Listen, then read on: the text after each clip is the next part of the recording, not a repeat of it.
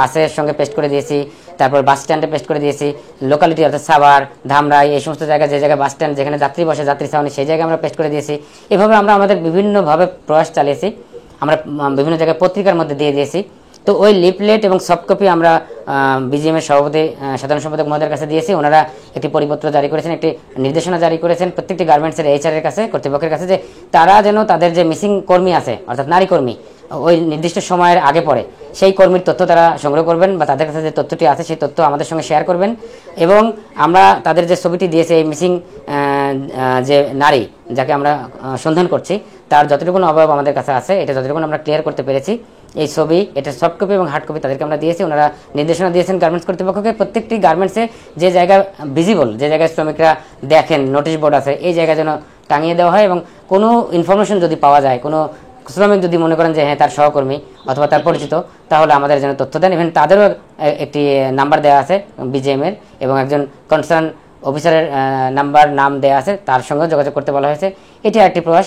আমরা এই সাভার অর্থাৎ ঢাকা জেলার ধামরাই থানা, সাভার থানা, মানিকগঞ্জ জেলা, গাজীপুর জেলা, নারায়ণগঞ্জ জেলা, যে জেলাগুলোর ইন্ডাস্ট্রিয়াল মানে আছে, শ্রমিক বেশি কাজ করে, এই জেলাগুলির সমস্ত থানার আমরা মিসিং জিডির ইনফরমেশনগুলো কালেক্ট করেছি এবং এখন আমাদের কার্যক্রম চলমান। এছাড়া ফরিদপুর জেলা এবং ওই দক্ষিণ অঞ্চলের যে জেলাগুলি আছে, যশোর, খুলনা, সাতক্ষীরা, বাগেরহাট, এই জেলাগুলির আমরা মিসিং জিডির তথ্য সংগ্রহ করছি। এবং আমরা পর্যায়ক্রমে প্ল্যান করেছি যে বাংলাদেশের 600 জেলারই যে মিসিং জিডি ওই সময় নির্দিষ্ট সময় সেই মানে 64টি জেলার 600 থানারই আমরা মিসিং জিডির তথ্য সংগ্রহ করব। পাশাপাশি আমরা আপনাকে ইনভাইট করেছি যে আপনার মাধ্যমে, যেহেতু একটা মানে আমাদের বর্তমান সোশ্যাল প্ল্যাটফর্ম একটি বড় প্ল্যাটফর্ম, এখানে আমরা অনেক সাকসেস দেখি, অনেক প্রতিবাদ দেখি, অনেক অ্যাচিভমেন্ট দেখি, যার কারণে আমরা মনে করেছি যে আপনার মাধ্যমে যদি আমরা আমাদের দেশের প্রিয় নাগরিক সমাজকে যদি আহ্বান করি, ওনারা যদি এই বিষয়টি আন্তরিকভাবে নেন এবং কারো না কারো তো আত্মীয়, এই মেয়েটি কারো সন্তান, কারো বোন, কারো স্ত্রী হতে পারে, তাহলে তার পরিচিত ফেস দেখলে কেউ না কেউ চিনতে পারেন। যদি আমাদের সম্মানিত নাগরিকবৃন্দ এগিয়ে আসেন এবং কেউ যদি চিনতে পারেন, আইডেন্টিফাই করতে পারেন এবং আমাদের যদি তথ্য দেন, তাহলে আমরা মেয়েটিকে আইডেন্টিফাই করতে পারলে মেয়ে কী করতেন, এই ভিকটিম কী করতেন, স্টুডেন্ট ছিলেন না চাকরিজীবী ছিলেন না হাউস ওয়াইফ ছিলেন, যখন আমরা তার আইডেন্টিফিকেশন পাবো তখন তার কাছের মানুষজনকে পাবো এবং তার সঙ্গে কারা ক্লোজ ছিলেন তাদেরকে পাবো। এইভাবে আমরা মানে এই যে তার যে ঘটনায় অর্থাৎ হত্যার পেছনে কারা জড়িত, কাদের মোটিভ ছিল, তাহলে আমরা প্রকৃত সত্যটি উদ্ঘাটন করব, এই আশাবাদ নিয়েই আমি আপনাকে এখানে আমন্ত্রণ করেছি। অনেক ধন্যবাদ ভাই। আপনাদের একটু ফাইলগুলো আমরা আমাদের দর্শকদেরকে দেখাতে চাই, যে আপনি পুরোটা দেখেন, আমরা যেটা হাইড করেন আমি হাইড করে দিব, কোনো সমস্যা নাই। কিভাবে কি গিয়েছে এই হচ্ছে আমরা এইভাবে লিফলেট করেছি, আমরা বিভিন্ন জায়গায় এগুলি প্রচার করছি। এই যে মাথা, এখানে একটি যে ব্রিফকেসে, এই ব্রিফকেসটা পুরো অবস্থায় এই মাথা জি মাথা এবং হাতের অংশ পড়ে যায়। মাথাটি আপনার উল্টানো ছিল, মাটির দিকে লাগানো ছিল, যার কারণে পুরোপুরি পড়েনি এবং পুরো আমরা যেটা পেয়েছি পরবর্তীতে এটা এই অবস্থা। জি জি।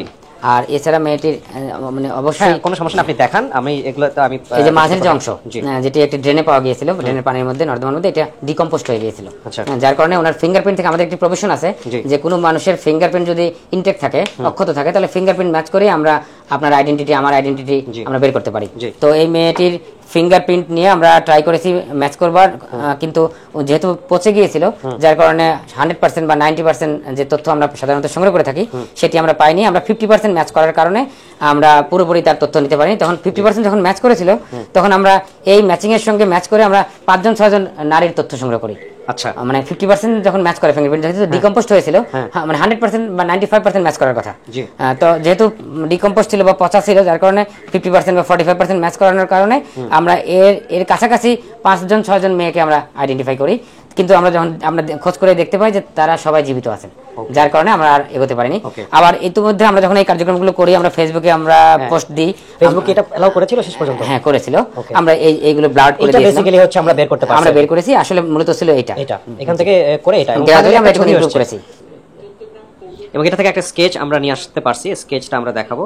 এই হচ্ছে স্কেচ, আমরা একটু স্কেচটা দেখাই। এই হচ্ছে ওনার সম্ভাব্য চেহারা, রাইট? হ্যাঁ, এটার স্ক্রিনশট নিতে হবে। আমি সব দর্শককে বলবো এটার স্ক্রিনশট আপনারা নেন, নিয়ে আপনারা আপনাদের আইডি থেকে শেয়ার করেন। মূলত এইটা দিয়ে চিনতে পারে। হ্যাঁ, এটা দিয়েও অনেকে হয়তো বা চিনতে পারবেন। আমরা পাশাপাশি রাখছি। জি, এই হচ্ছে। আর বাকি বিষয়গুলো আসলে এগুলো আমি দেখাতে পারবো না সোশ্যাল মিডিয়াতে। আমি সম্মানিত নাগরিক বৃন্দকে আহ্বান করব, আপনারা আমাদের সহযোগিতা করুন, এগিয়ে আসুন। আমরা ইতিপূর্বে এরকম অনেক ঘটনা ছিল যেটি ইলেকট্রনিক মিডিয়া, প্রিন্ট মিডিয়ার সহযোগিতা নিয়ে আমরা আইডেন্টিফাই করতে পেরেছি, এরকম আমাদের সাফল্য আছে পিবিআইতে। তো আমরা ওই ধারাবাহিকতায় আপনাকে আহ্বান করেছি যে আপনি আমাদের কষ্ট করে অফিসে এসেছেন, আমাদের সময় দিয়েছেন, আমরা আপনাকে কৃতজ্ঞতা এবং ধন্যবাদ জানাচ্ছি। যদি কোনো তথ্য থাকে প্রকাশ্যে গোপনে যেভাবে সম্ভব আমাদের তথ্যটি দিন। আমরা এই মেয়েটি কারো সন্তান, কারো বোন, কারো মেয়ে, আমরা যদি তার আইডেন্টিফিকেশনটা পাই তাহলে তার যে এই হত্যাকারীদের যদি আমরা বের করতে পারি, নিশ্চিত আমরা বের করতে পারবো ইনশাল্লাহ। বের করতে পারলে তাহলে তার বাবা মা, আত্মীয় স্বজন এই হত্যাকারীদের বিচার দেখে যেতে পারবেন। আর আরেকটি বিষয় হচ্ছে যে এই মেয়েটি যে হারিয়ে গিয়েছে, এইভাবে নৃশংসভাবে হত্যা হয়েছে, এটা তার বাবা মা এখন পর্যন্ত হয়তো জানেনই না। তার বাবা মা হয়তো এখনো আশায় বুক বেঁধে আছেন যে তার মেয়ে হয়তো কোথাও গিয়েছেন, দেশের বাইরেও চলে যেতে পারেন, হয়তো তার কোনো না কোনো দিন ফেরত পাবেন। তার বাবা মা তার যে এই অবস্থাও জানেন না। যার কারণে আমরা আপনাদের অনুরোধ করবো, আপনারা শেয়ার করবেন।